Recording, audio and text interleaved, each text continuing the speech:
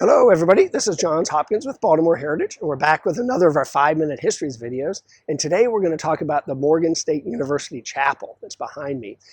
It was built in 1941, so not the oldest building that we've covered here, but it's got an incredible legacy, both with its architecture and with its role in the civil rights movement here in Baltimore, and in fact impacting the national movement as well.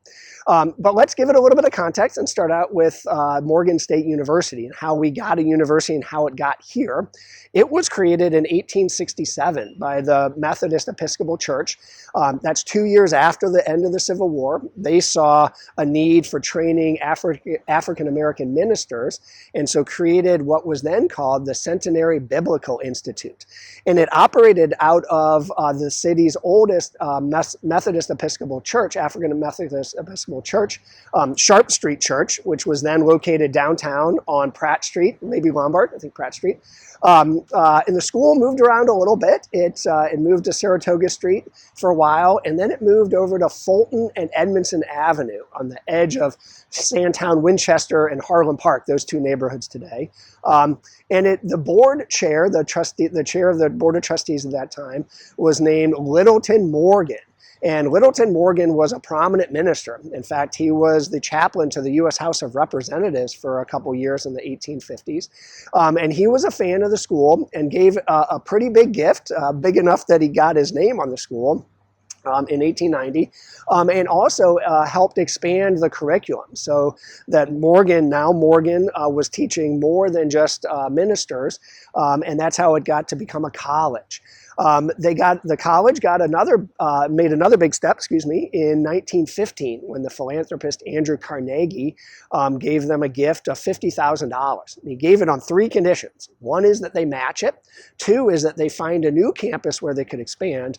And 3 is that they build a building and name it after him. I think Andrew Carnegie liked to have buildings named after him. If you look at a lot of colleges around the country, there's a Carnegie something there. So Morgan met all 3 challenges. They raised another $50,000. They bought a site here at Hillen and Cold Spring, and they built a building and named it after Andrew Carnegie. And I hope all you Morgan folks, if you're listening out there, pronounce your oldest academic building on campus Carnegie Hall, as Andrew would have done. And so now we have Morgan College here on Cold Spring and Hillen. In 1939, the school had suffered a pretty big loss during the Great Depression. And at the same time, the University of Maryland, the state school system, was looking to expand educational opportunities for African Americans. And so the trustees of the school essentially sold it to the state. And that's how it became a state university. And then in 1975, the college started offering graduate classes, and that's how it earned the title university. So that's how we got a Morgan State University here on Cold Spring and Hillen. So let's get back to the chapel. From the sale of the college in 1939, the trustees used the proceeds to buy a parcel of property and build a chapel, the chapel behind me. And they were very intentional about it. They wanted to build a wonderful architectural building. They hired probably the most prominent architect of the day, African-American architect of the day, Albert Cassell. If you look at a list of his works, it appears that he designed half of the buildings on Howard University's campus in Washington. He designed churches and apartment buildings all over the country. Here in Baltimore, he designed Provident Hospital and St. John Baptist Church, if you know those buildings. So the trustees hired a wonderful architect and got a great building, but they also chose a location that was next to the campus, but not part of the campus. They wanted to remain independent. And that became really important just a few years later in the 1950s, when Morgan State College, at that point, Morgan State College students were becoming very active and on the vanguard of the civil rights movement. The chapel behind me the trustees had hired a gentleman named Howard Cornish, let me make sure I got that right, as the minister here. Cornish had got his start in civil rights in the 1930s with Lily Carroll Jackson and her daughter Juanita Jackson. I think we've done stories on both of them, especially in the creating the citywide Young People's Forum, one of the first efforts nationally to engage youth in the civil rights movement. So Cornish is here and made it his mission to help Morgan students in their activism and their fight for civil rights. The chapel is located between Morgan's campus and Northwood Shopping Center. That was a target for some of the early 1950s activism of Morgan students. They would use the chapel to hold meetings and strategy sessions. They would store placards and signs and other protest material here. And from the chapel's meeting space outsprang some of the very first student efforts at civil rights, at trying to achieve civil rights.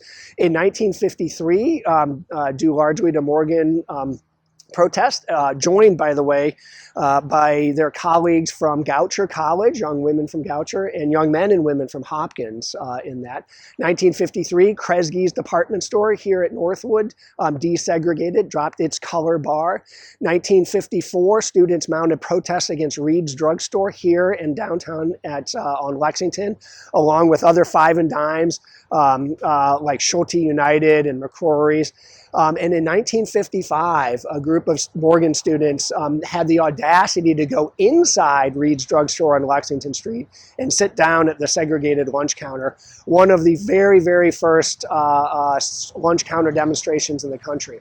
Remember the famous lunch counter demonstration at Woolworth's in North Carolina that was captured by the AP photographers. That was 1960. So we were 1953, 1954, 1955, a good 5, 6, 7 years before that. Our students here at Morgan were really on the forefront of civil rights, largely operating out of here, the chapel behind me. One such group, a gentleman named Douglas Sands, created the Civic Interest Group, SIG, and purposefully had its meetings here for a number of reasons. One, it was outside the reach of the state school system.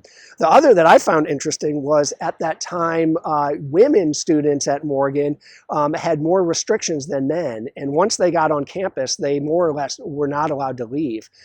But they could come to the chapel. So the chapel here behind me was a way for women students at Morgan to get involved directly in the civil rights movement.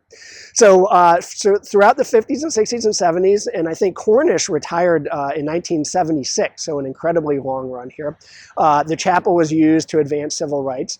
But let's fast forward today. Obviously, those efforts and others nationally had an incredible impact and moved the needle considerably. Today, in 2009, however, the chapel had shown its age and needed some improvements, and the trustees decided that it was a better trade-off to affiliate with the university than to remain independent. They, in fact, deeded the property to the university. And just a year ago, 2019, a university professor, Dale Green, a friend of mine, who's head of the preservation program, historic preservation program here, led a number of students in doing a wonderful stabilization and revitalization restoration project on this building. So today it is looking great and is ready to serve another 50, 60, 70 years as both the spiritual hub of Morgan, but also a center for civic activities. All right, thanks so much, and we'll see you next time.